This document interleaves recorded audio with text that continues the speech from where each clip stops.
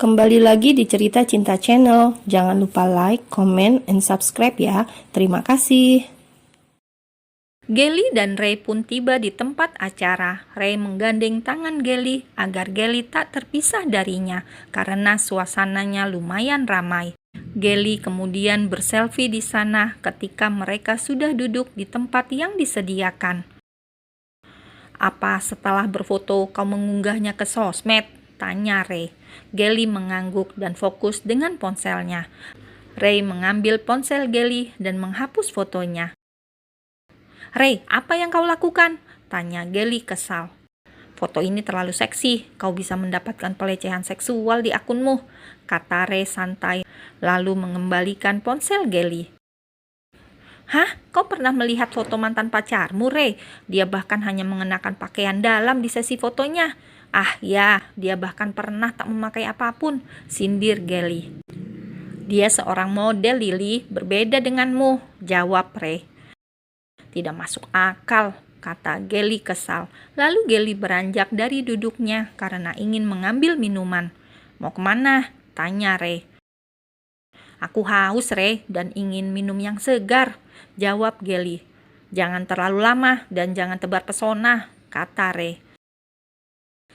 "Aku akan tebar pesona jika melihat pria tampan." Gelly mengeluarkan lidahnya mengejek Ray. Gelly berjalan menuju meja bar dan meminta minuman segar pada bartender. "Gelly," ada seseorang yang memanggilnya. "James, kau di sini juga?" tanya Gelly. "Ya, aku mewakili orang tuaku," kata James. "Kau bersama siapa?" tanya Gelly. "Aku bersama temanku." "Kalau kau?" "Aku juga bersama temanku."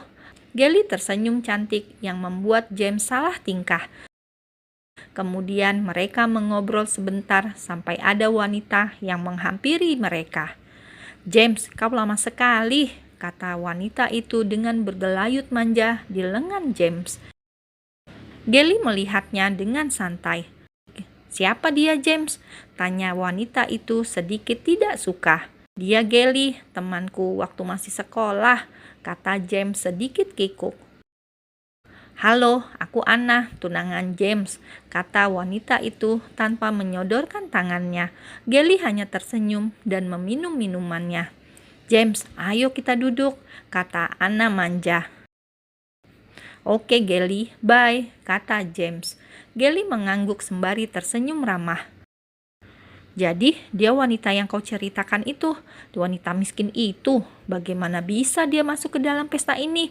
Pasti dia simpanan pria tua karena modalnya hanya cantik saja," kata Anna berbisik pada James yang masih terdengar oleh Gelly.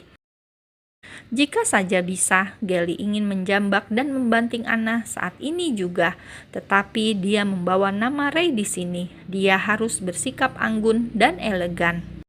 Gelly tak terlalu menggubris perkataan Anna meskipun James merasa tidak enak dengan Gelly atas apa yang dikatakan Anna. Meskipun cuek, Gelly juga bisa sakit hati. Gelly kembali ke kursinya. "Kenapa lama sekali? Apa kau sedang tebar pesona?" tanya Ray kesal. "Ya, aku tebar pesona pada pria tua kaya di sana," jawab Gelly lebih kesal. "Jangan mempermalukanku di sini, Lily," bisik Ray. "Apa kau malu datang bersama aku, Ray? Kalau begitu, aku pulang saja." Gelly beranjak dari kursinya, tetapi Ray menarik tangannya dan Gelly duduk kembali. "Hei, ada apa denganmu?" kata Ray pelan tapi penuh penekanan. "Entahlah, ada wanita iblis yang menyebalkan tadi. Aku ingin sekali menjambak rambutnya dan membantingnya ke lantai," kesal Gelly. Ray menggelengkan kepalanya dan tersenyum. "Ray, ayo kita berdansa," ajak Gelly. "No," jawab Ray. "Kalau begitu, aku akan mencari pasangan dansa yang lain." Gelly berdiri. "Kenapa kau selalu menyebalkan dan merepotkan, Lily?" Ray akhirnya berdiri dan menemani Gelly berdansa. Dia tidak ingin ada pria lain yang berdansa dengan Gelly yang otomatis akan melihat dada seksinya itu. Ray dan Gelly pun berdansa. Lagu yang diputar lagu dengan beat cepat yang sangat disukai Gelly karena membuat perasaannya kembali ceria. Gelly dan Ray tampak tertawa bersama ketika menari bersama mengikuti irama lagu itu. Semua yang berada di sana terlihat bahagia, termasuk sang pengantin yang juga sedang berdansa. Ray dan Gelly pulang sebelum acara pesta selesai karena suasananya semakin ramai. Ray, seharusnya kita masih tetap di sana. Semakin malam sepertinya akan semakin seru acaranya, kata Gelly di dalam mobil. Aku tidak terlalu suka keramaian, kata Ray yang fokus menyetir mobilnya. Ray kemudian mengarahkan mobilnya ke arah yang berbeda dari penthouse. Kita akan kemana, Ray? Tanya Gelly yang menyadari hal itu. Aku ingin menghirup udara pantai. Seharian aku jenuh dengan pekerjaan kantor, jawab Ray. Sesampainya di sebuah resort pinggir pantai yang jaraknya sejam dari kota, Ray langsung menarik tangan Gelly menuju rooftop resort itu yang terdapat resto bar mini di sana. Wah, pemandangan di sini sangat indah, Ray. Apa kau sering ke sini? Tanya Gelly. Ray mengangguk dan memesan minuman. Gelly berjalan ke arah pagar pembatas rooftop yang di sana bisa melihat pemandangan laut yang indah dan menenangkan.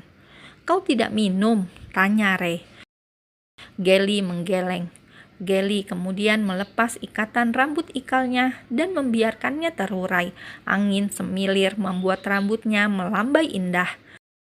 Mereka terdiam tanpa kata, hanya melihat pemandangan laut yang membuat mereka tenang, ditambah lagu melo yang diputar di resto.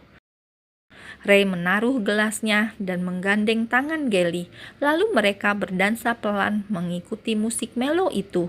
Gelly tersenyum dan mengikuti apa yang dilakukan Ray. Mata mereka saling menatap dalam hingga Ray mendekatkan wajahnya pada wajah Gelly. Kau ingin kuajari cara berciuman, bisik Ray. Gelly tertawa. Boleh juga, setidaknya ciuman pertamaku bersama laki-laki tampan dan kaya sepertimu. Itu menaikkan standar tipeku. Gelly tersenyum nakal. Ray tertawa kecil. Kemudian Ray memegang tengkuk leher Gelly dan mulai mendekatkan bibirnya pada bibir Gelly. Nafas mereka bahkan sudah beradu. Ray mencicipi bibir manis Gelly dengan sangat pelan. Gelly menutup matanya. Kemudian Ray mulai mengecap dan mencium bibir Gelly lebih dalam. Gelly membuka mulutnya dan membuat Ray semakin memperdalam ciumannya. Gelly mencoba seperti apa yang dilakukan Ray. Gelly memang cepat belajar, bahkan dalam hal seperti ini. Ciuman berlangsung lama, hingga akhirnya Ray melepaskan ciumannya. Gelly masih menutup matanya, dan Ray mencium hidungnya yang sangat mancung itu. Kemudian Gelly membuka matanya. Seperti itukah rasanya? Bisik Gelly. Apa kau menyukainya? Tanya Ray sembari membelai pipi Gelly. Gelly mengangguk dan tersenyum. Ray merasa dia akan kehilangan kendali jika saja ini berada di dalam kamarnya. Setelah beberapa lama di sana, mereka pun pulang ke penthouse. Ray langsung menuju kamarnya, begitu pula dengan Gelly karena mereka terlihat sama-sama lelah. Ray sedikit menghindari Gelly karena dia memang takut benar-benar kehilangan kendali jika berada di dekat Gelly. Ray juga pria normal yang akan tertarik dengan kecantikan Gelly, ditambah lagi mereka tinggal bersama. Di pagi hari buta, Gelly mendapat telepon dari Sean. Sean, ini jam berapa? Kata Gelly yang masih mengantuk. Kakak, Brian ada di rumah sakit, kata Sean. Apa? Gelly langsung terbangun. Ayahnya sudah keluar dari penjara dan menyiksanya, kata Sean. Bagaimana bisa dia keluar dari penjara? Seharusnya dia membusuk di penjara, Sean, teriak Gelly kesal. Ibu dan adiknya memohon pada polisi untuk membebaskannya, jawab Sean. Oh God, mereka benar-benar bodoh. Baiklah, aku akan segera ke sana. Kirim alamatnya lewat pesan, kata Gelly dan menutup teleponnya. Gelly berganti baju dan keluar dari kamarnya. Lalu dia langsung keluar dari penthouse tanpa berpamitan pada Ray karena tidak mau mengganggu tidur Ray. Gelly hanya memakai celana jeans pendek dan sweater putih serta topi. Gelly menelpon taksi dan taksi itu sudah menunggu di depan penthouse. Gelly tiba di rumah sakit dan langsung ke kamar Brian. Dia sangat prihatin dengan keadaan Brian hingga meneteskan air matanya. Maafkan aku Brian, aku datang terlambat, kata Gelly menahan tangisnya melihat Brian masih tak sadarkan diri dengan kepalanya yang diperban dan wajah yang babak belur. Sean dan Josh juga tampak berdiri di samping ranjang Brian. Di mana ibunya? Tanya Gelly. Dia ada di rumah karena ayahnya melarang mereka kemari, kata Sean. Apa kalian sudah melaporkannya ke polisi? Tanya Gelly. Sudah kak, tetapi ibu Brian belum memberikan keterangan. Apalagi Brian belum bisa dimintai keterangan oleh polisi. Jadi ayah Brian masih bebas, jawab Josh. Dasar bajingan, umpat Gelly pelan. Aku akan membuat perhitungan dengannya, kata Gelly. Gelly kemudian keluar dari kamar Brian. Kakak, jangan ke sana, berbahaya, kata Sean menahan tangan Gelly. Aku akan membuatnya babak belur seperti yang dia lakukan pada Brian, kata Gelly marah. Tapi kak, Josh menimpali. Percayalah padaku, kata Gelly dan kemudian pergi ke rumah Brian. Pagi masih belum menampakkan sinarnya. Gelly berjalan masuk ke gang kecil menuju rumah Brian. Suasana masih sedikit sepi. Gelly menggedor pintu rumah Brian dan ibu Brian membuka pintunya. Wajahnya juga sudah lebam akibat ulah suaminya. Di mana dia? Tanya Gelly. Apa yang kau lakukan? Pergilah, ini urusan kami. Wanita itu membuang muka. Gelly memaksa masuk dan mencari ayah Brian di dalam rumah. Hei, keluarlah, dia akan menghajarmu seperti kami nanti. Tangannya menahan tangan Gelly. Apakah kau tidak lelah hidup seperti ini, Bibi? Seharusnya kau tidak membebaskannya dari penjara. Kau benar-benar bodoh, Bibi. Lihatlah anakmu sekarang. Dia bertaruh nyawanya di rumah sakit. Dan kau masih memilih pria jahat itu dibanding anakmu yang selalu membelamu. Kau benar-benar bodoh, Bi. Bodoh, teriak Gelly kesal. Dia tetap suamiku dan ayah dari anak-anakku. Bagaimana nasib kami jika dia tidak ada? Ibu Brian menangis. Aku akan menghidupi kalian, kata Gelly tegas. Lalu dia masuk ke dalam kamar dan menemukan ayah Brian yang sedang tidur. Dia mengambil kursi kayu dan memukulkannya pada pria itu.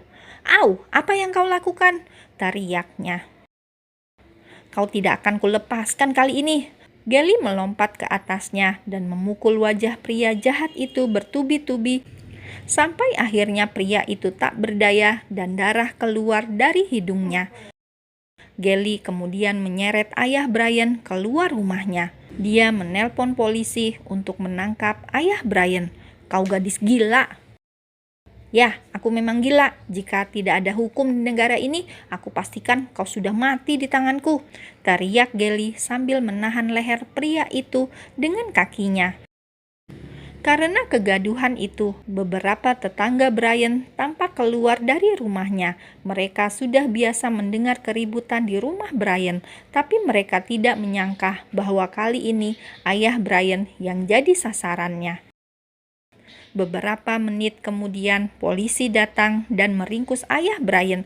Gelly memaksa ibu Brian dan adiknya memberikan keterangan bahwa mereka dan Brian telah dianiaya oleh ayahnya sendiri.